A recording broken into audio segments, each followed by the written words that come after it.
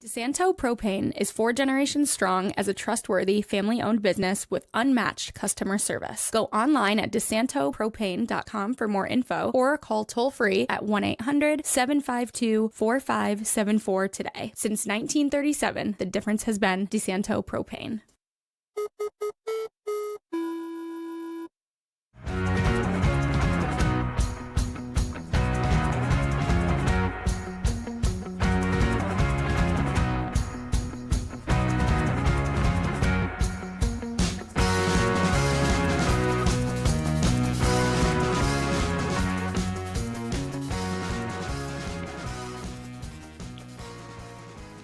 Hello, everybody. Welcome into Concrete Jungle, a New York baseball podcast here on FingerLakes1.com. It's our first live edition of the podcast this year here in the FingerLakes1.com studios.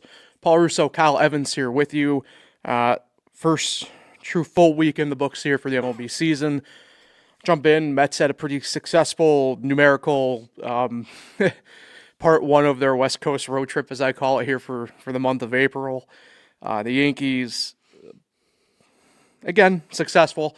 But we have stuff on both sides to kind of go through and sift through here a little bit that we touched. Funnily enough, Kyle, a little bit on last week and everything with both teams. Do that, look a week ahead. And then I was at Rochester on Friday. Scranton was in town. Discuss a couple players for the Rail Riders and Yankees and kind of what I saw and work through all of that. So looking forward to the podcast today. First, though, we have a couple sponsors to thank once again, including the Seneca Falls Country Club. Since 1925, the Seneca Falls Country Club has been one of the premier golf destinations in the Finger Lakes region.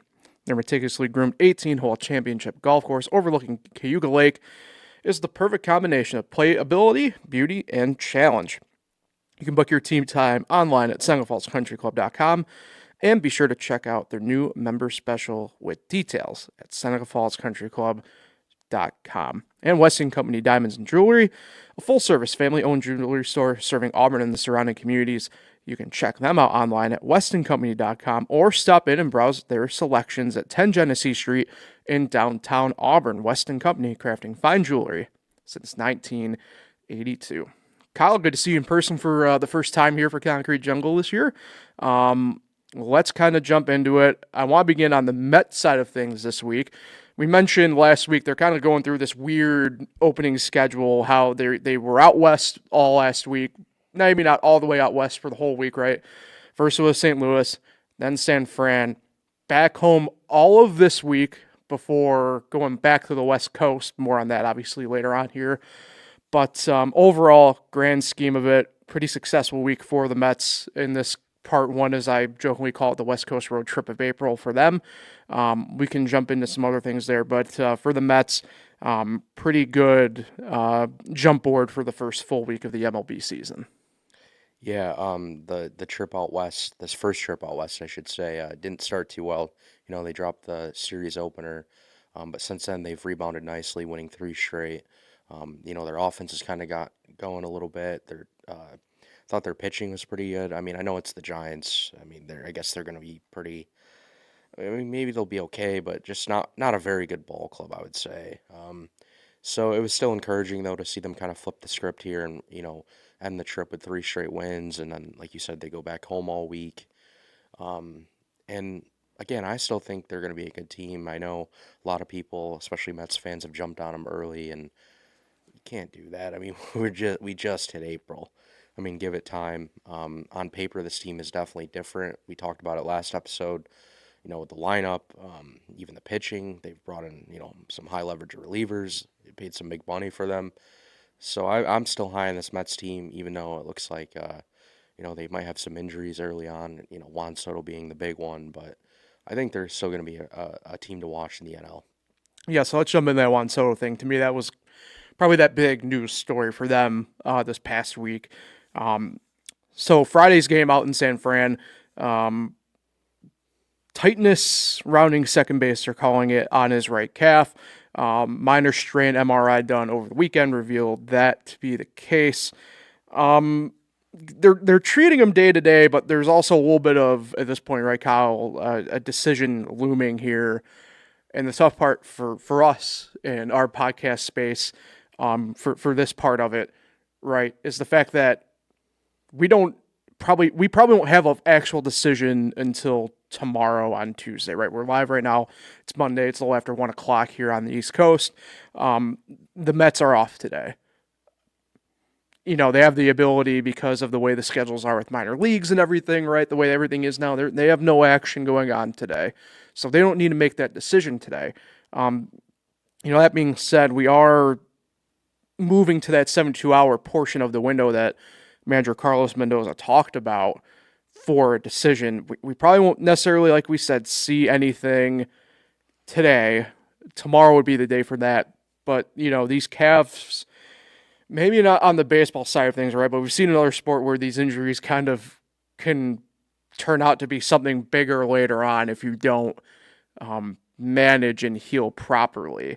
That being said, I think with the Mets, with Juan Soto, you probably have to be a little bit more cautious than usual to a degree in my mind early on like this, right? Mind you, the weather this week, for the most part, looking pretty decent, all things considered. You don't have to worry about maybe anything elementary-wise in that sense. That being said, it's tough to tell a guy if he's out there playing to take your foot off the gas pedal a little bit, potentially, right?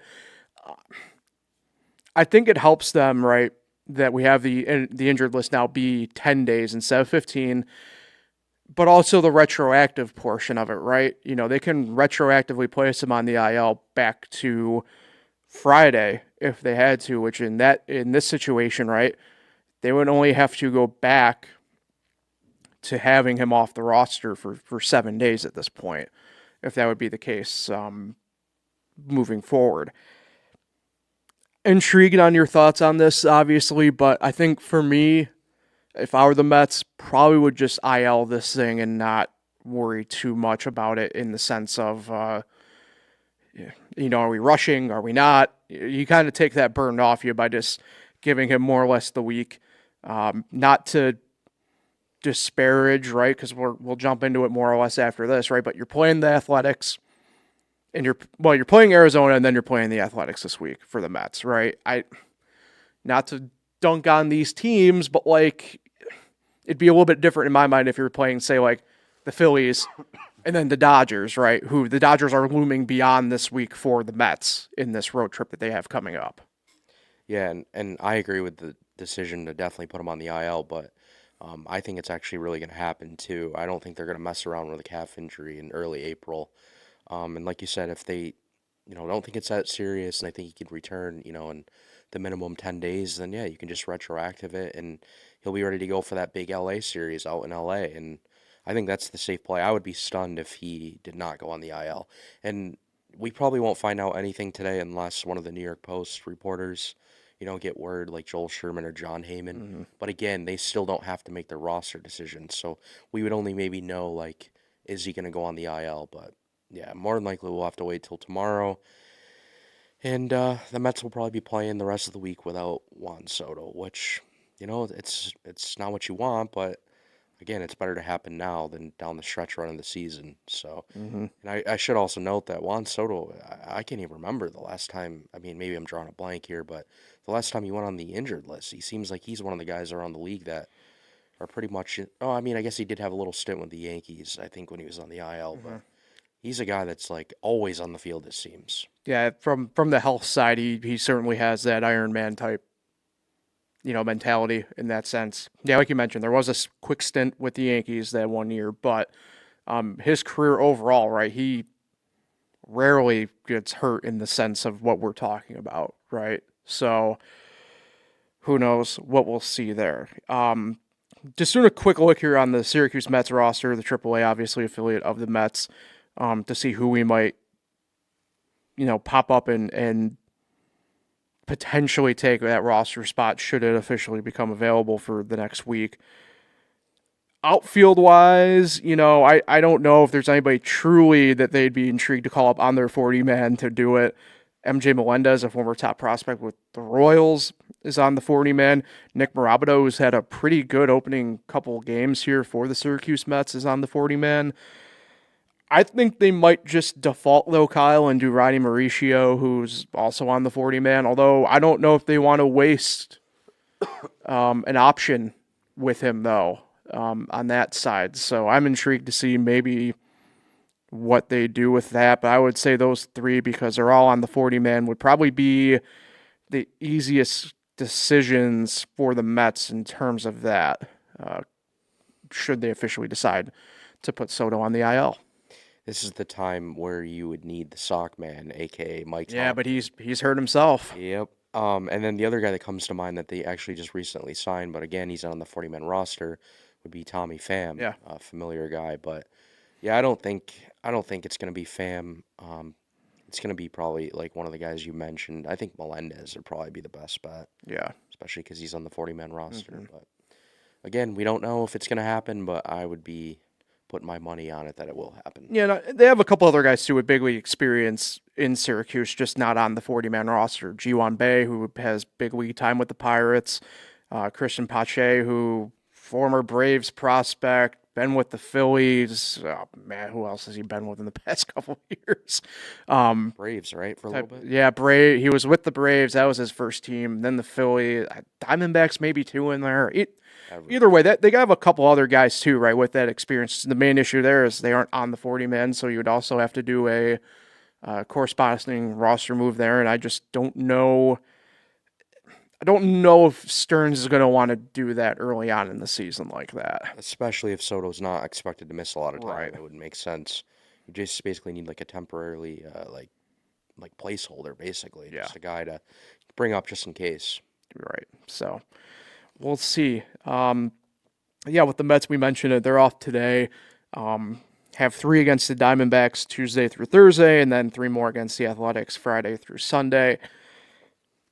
You know, I always say I don't necessarily view things through the lens of like these should be sweeps. But you know, these are 2 series that you should win the series at minimum, and kind of keep it moving there. Obviously, with these 6 games, right, the Mets and the fans will see a full rotation one time through of the starting pitchers. Knock on wood, obviously, but you know, like I said, I just kind of view it as one of those things where early in the season, these are some of those games that you want to make sure you take advantage of and you don't leave on the table.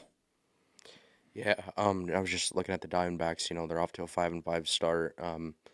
Looks like tomorrow it's going to be Zach Allen against Freddie Peralta, which probably is going to be the best pitching matchup in the series. Mm-hmm. But yeah, I mean, you're home. You gotta, I would say, 2 out of 3. Anything less would kind of be a disappointment. And yeah, like especially after the series have gone in St. Louis and what was it against the Pirates? Or they did take 2 out of 3 from the Pirates, but yeah, they just need to start stringing together more wins. I think they're better than what they've shown. Mm-hmm. Yeah, and that's one of those things that we talked about, right? Is last week was just the fact that look, this roster allows them to be more or less in control of that destiny side of things, right? And I don't know. Like I said, and you're saying too, right, Kyle? Is like you can't leave these games on the table, right? You can't, like we're saying, right? You can't expect to win every game. You'd love it and you'd want it, but like that's just not possible. So that's why, maybe I hate viewing it from this prism, right? Necessarily, but like they have to win 4 out of these 6 games in my mind going into next week. Yep. Like I said, I don't expect sweep or. I hate looking at it from this viewpoint, right? But say you do lose one of the series, but that means you swept the other one. It's one of those things where, like, hopefully you get those wins. You go into next week where, by the way, you travel out after Sunday night to go to LA. It's just one of those things where you can't leave those on the table. And then you look past LA really quickly, too. We talk about this West Coast trip, quote unquote, but it's kind of an inverse a little bit of what happened this past week for the Mets, right? They're at LA and then they come back east a little bit to take on the Cubs. So just one of those things where You have to take advantage before you have a really wonky travel schedule and stuff like that. All right, let's transition over here to the Yankees, Kyle. Yankees are one of 4 teams in the AL above 500. More on that maybe here in a second as well.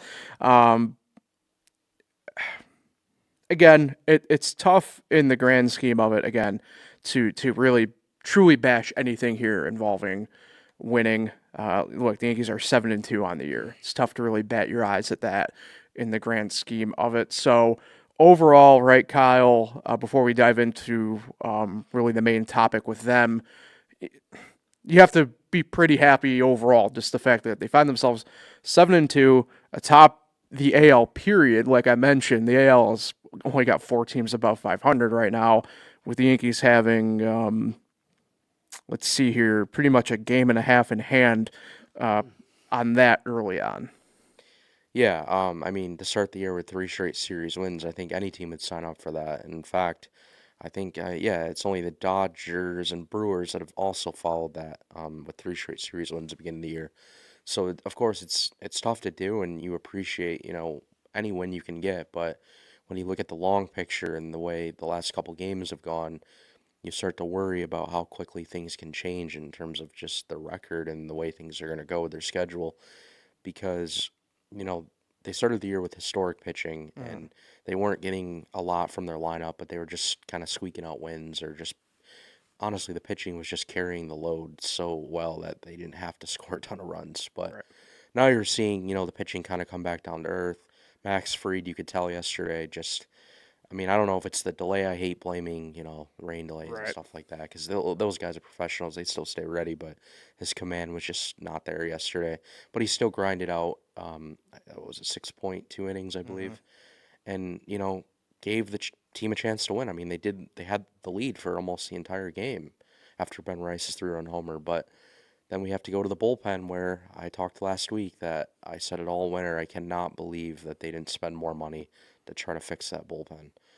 Every time our reliever got signed to a team, I just couldn't believe that it wasn't one of them going to the Yankees. It was mind-blowing that they trusted what they have. I mean, 3 lefties in the bullpen right now, which I still can't believe. They have Cade Winquist, who, Rule 5 guy that still hasn't even made an appearance through 9 games. That's very telling. And David Bednar has thrown so many pitches. In fact, he was approaching 40 the other day, over like 2 innings of work, and I was like, oh my God, this is not good. And then Camilo Duvall didn't look right yesterday. Jake Bird hasn't, he did look right in the first couple games, but yesterday wasn't good. So you just start to really panic, like, the bottom of the lineup too. It just, right now, it doesn't feel as good as what their record is, because you feel like stuff is going to start coming down to earth, and I think we predicted it. I mean, you worry a lot about this bullpen. Yeah, we go back to last week, right, when we talked a week ago, and it's kind of funny the way that the opening game in Seattle played out, and we both said it to each other later on in the week, right, how we both kind of chuckled at some people online in the opening game specifically, right, like talking about like Paul Blackburn, and we were both like, that's cool, and you might not be wrong.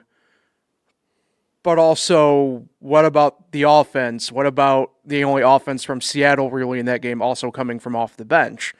Kind of hard to really tough one guy when he only gives up 1 run. Yep. And that's something that you alluded to a little bit right there overall, Kyle, right? Is the fact that the Yankees yesterday, good example of it overall in the grand scheme of it, and the day before on Saturday, right? The offense finally put themselves in a spot where they could go out and win games. Pitching maybe didn't help the matters, but really that's kind of the flip of how the year started, where it was the pitching kind of doing that. And look, like I said with the Mets, this is also the Yankees' first full week of games, right, in the MLB year that this happened in the past week. So you're still trying to figure stuff out, where you kind of go with stuff. But like we talked about last week, we've kind of, in my mind, saw over the course of the past week now is, that bullpen really is leaving, I don't want to say like meat on the bone in the good sense, right? But it's like, man, putting a big lurch on some things overall here, right? I know me and you have a little bit of a different like theory or thought process, I guess, is the better term on how many say lefty arms or whatever, because I think I think you would too at the end of the day, right? As long as you're pitching good, then maybe a lot of it just doesn't matter in that sense, right? But the fact of the matter remains, and we'll jump into this too here coming up when we talk about the week ahead, because it does involve another arm that'll be coming up from AAA. It does. You do kind of like scratch your head a little bit at what role a couple of these guys are truly gonna have. When we do get to say the end of May, in the middle of June, so on and so forth through the summer. Yeah, I do think a few of these guys that, of course, are in the bullpen right now aren't going to be in the bullpen in October, so I guess that's the only reason I should have hope, because there's going to be reinforcements throughout the year, the trade deadline. But, yeah, I mean, I'm just looking at some of the numbers here, with Bednar, like I said, has thrown a lot of pitches, which it's only April 6th. I don't like to see that. Fernando Cruz, he's been pretty solid to start off. But then you look at the other guys, I mean, they just need these other guys to step up. And I don't know. I worry. But I guess I have to give it time, just like the bottom of the order. I mean, the bottom of the order isn't going to be this bad all year. Yeah. But what they're doing right now is stunning. I mean, Jose Caballero, Austin Wells, Ryan McMahon. Well, I was going to say, for me, the glaring one is McMahon, right? I mean, it's bad when I get talking with my dad, who not a Yankee fan in the slightest, and goes like, McMahon's batting .059. I'm like, yeah. 2 for 23. Yeah. But Jose Caballero, 4 for 31. Yeah. Austin Wells, 4 for 24. Yeah. Even Trent Grisham, I mean, he's been decent because he's getting on base, but 5 for 29. Yeah. I mean, the fact that they're even 7-2 goes to show you how elite that pitching started off. And I remember talking with you at the end of last season, right, when we didn't have the podcast last year, and not to single out Austin Wells in this sense, but like we were talking about whatever, and it's like, Wells should be thinking the fact Volpe's not is as bad as he is, because if not, Wells would be the one that a lot of Yankee fans would be pointing at, right? And obviously, I think a little bit of that case might be happening again, but like I remember saying to you, and I'm intrigued. Like we're saying, how everything progresses. Do the Yankees go out and look at the catching market again here a little bit? I think it's fair at this point. Now, maybe the timing of it isn't fair right now. The fact we're talking about this on Monday, April 6th, right, 9 games into a season, but we're now talking a season and a half, essentially, of Austin Wells coming back down to earth, potentially. I think it's a fair discussion point. Like I said, maybe not for right now, but for maybe in a month or so. Yeah, the crazy thing is Aaron Boone gets asked about this a lot, and I actually do agree with him here. I feel like Austin Wells is better than what he's been doing. I don't know what it is. I agree. I don't know if it's just like he's got to prepare differently. I know there was talk like he's putting a lot of focus into, the pitchers meetings and, getting that side of the ball the right way. And if you look the last few games too, his challenges have all of a sudden been unsuccessful a lot. Yeah. Like, I'm wondering if it's more of a mental thing again. Like, he's got to, just start working on the offensive side of things and, forget, some of the stuff he's doing defensively. But I'm not saying still don't work on that, but you can just see the potential, though, in the bat. There's stretches and times where, even home run-wise, when you look at the home runs. Yeah. Not all catchers around the league do what he did. I guess this is now me theorizing here, which is probably a sign that we should move on, but I just kind of think back to the Yankees from maybe a hair over 10 years ago. And I always kind of think about this,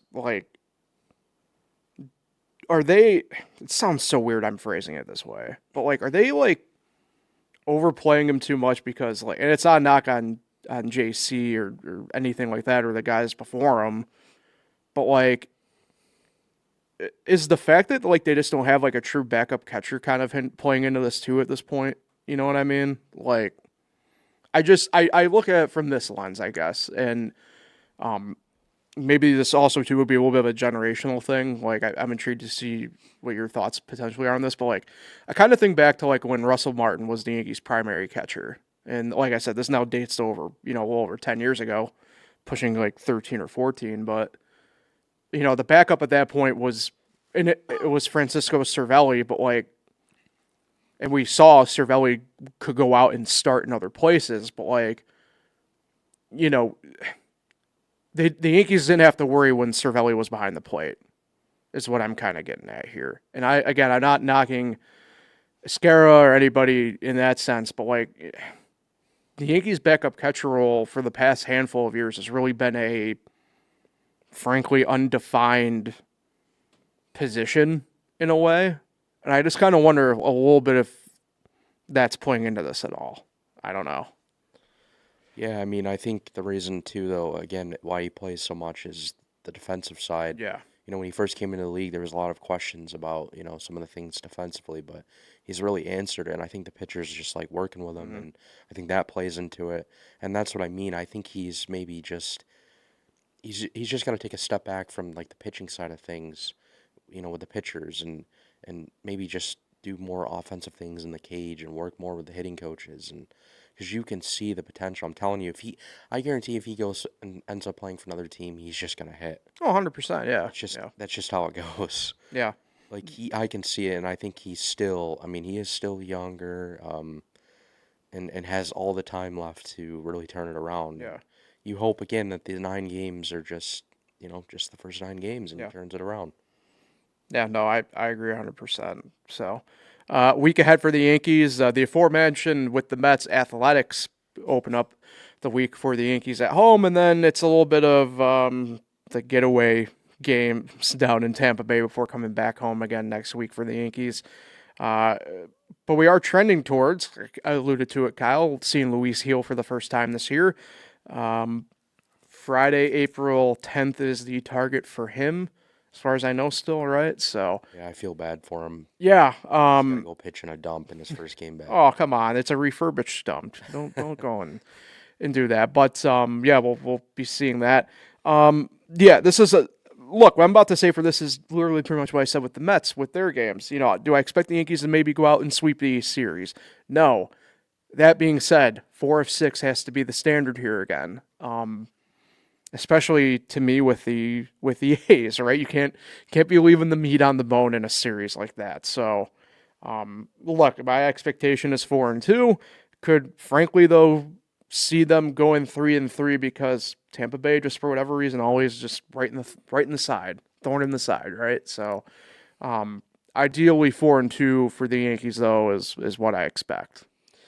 Yeah, I pretty much agree with that, and you're right. I mean, the Rays are annoying, especially when they play the Yankees at the Trop, which we're back to that again. Yeah. But yeah, I mean, the A's, I'm looking, they have Aaron Savali tomorrow, Luis Severino, Jeffrey Springs. I mean, I think it's all on the Yankees offense right now. Like, we didn't even mention him, but Jazz, I mean, he's 7 for 36. So 6 for 35 before the 9th inning double yesterday. I mean, just horrendous numbers from literally 5 through 9. And even Aaron Judge hasn't even been what he's used to. I mean, he's going to pick it up, and I am one that never worries about him. It's so funny, the overreaction with him. But it's really Bellinger, Rice, and Stanton that are carrying the load, which is insane. Yeah, I mean, we talked about it off air last week, the fact that slow starts for Judge aren't necessarily out of the norm. No. Maybe not a true best comp, but like Mark Teixeira, very similar, right? Usually the month of April with Teixeira was like, damn, he's batting 100. What are we supposed to do? And by the end of the year, he was always at like 285. So like it's part of it, for a lot of these guys. But yeah, shout out to Bellinger too, by the way. Just carrying everything everywhere. Still can't believe he made that catch, but yeah, I mean, for the Yankees, it literally pretty much has been those 3 guys like you mentioned, Kyle, right? Bellinger, Stanton, Rice, all pretty much in order. So you look at the win Saturday, Stanton delivered the game-winning hit. You look at the game Sunday, last night, that they should have won. Rice hit the 3-run homer in the first inning, walked twice. I mean, I don't know. It's just I guess maybe that's the reason too to still believe in this team because it's the same offense essentially as last year that scored the most runs, and some of these guys, I mean, 4 or 5 guys right now are just horrendous. So you would think that like eventually it'll even itself out, and some of these guys will get going and they'll win some games, because of their offense. But yeah, I mean, they got to get going. 9 games in. Yep, for sure. All right, before we go, I wanted to touch on this. Like I mentioned, I was up in Rochester last Friday, doubleheader against Scranton, Wilkes-Barre, the Yankees AAA team, and this will probably be like a lot of like our minor league coverage stuff for the year, right? Just kind of touch on stuff when we go to games or stuff like that. Yeah, the main thing in this doubleheader was on the Scranton side. Got to see Carlos Lagrange pitch, which was pretty exciting. I wasn't truly straight up behind home plate, my seats, but yeah, you can see why there is some hype around him, right, Kyle? And justifiably so. I am intrigued to see kind of how maybe the rest of the season shakes out for him, admittedly. I think there's, the baseball mind kind of becomes curious a little bit. So I'm intrigued to see mechanically how he continues to evolve throughout the year and everything like that. Jones and Dominguez both were out game 1 of the doubleheader on Friday. They both played in game 2. Dominguez led off game 2 with a home run that went out of ESL ballpark. The wind was blowing out. There was a little bit of help behind it, but I think if the wind was blowing in, that thing was still getting out of left field for him. I like the way he looked. Pretty good overall. Offensively, defensively, was a little bit of a struggle, but again, the wind was a big factor in a lot of things, so I'm not going to sit here and hark on that too much. The Spencer Jones thing, I've seen him now play in person a couple times. At least, I'm in the minority that thinks the Yankees should have traded him while the getting's good, and I don't know about him, man. Just, we're kind of in year, 4 or 5 of this, like, really high prospect stuff with him, and I don't wish bad upon anybody, obviously, but I don't, if it ain't this year, when is it going to be, right? And I just was left kind of unimpressed again on Friday by Spencer Jones, admittedly. Yeah, for Spencer Jones, this summer will be 4 years since the Yankees drafted him. Yeah. In round 1, and like you said, a lot of expectations. A lot of people, even last year, were calling for him to get a big league appearance I think because people just noticed the amount of home runs he's hitting and not looking at the strikeouts. The strikeouts are a huge factor in his game, and yeah, it just seems like since midsummer, late summer last year, he's kind of maybe like went downhill a little bit with the bat. You look at his numbers this year. I mean, again, it's early, but he's hitting 212, 7 for 33, just 5 hits, other than his 2 home runs. When one of them, I'm not trying to be whatever here, but I saw which one the hit was. It was an RBI double off of Zach Short, position player pitching for Rochester, in a blowout. Like I just 19 strikeouts already. Yeah. 33 at bats. Yeah. I don't know. I do agree though that his value is definitely going to go down if he continues this, and it's going to be we're going to look back on it and think it was a big mistake by not trading him for I think pitching. Yeah. Yeah, it's kind of funny the fact that obviously not playing the Yankees, but it's like I'm sitting there, I'm going like, man, Zach Gallen, that could be you, in that sense. So, and speaking of the couple of pitchers that you mentioned in Scranton, I do think it's kind of like the hitting. I mean, tough elements to be in Rochester. I saw like the wind really whipping. Yeah.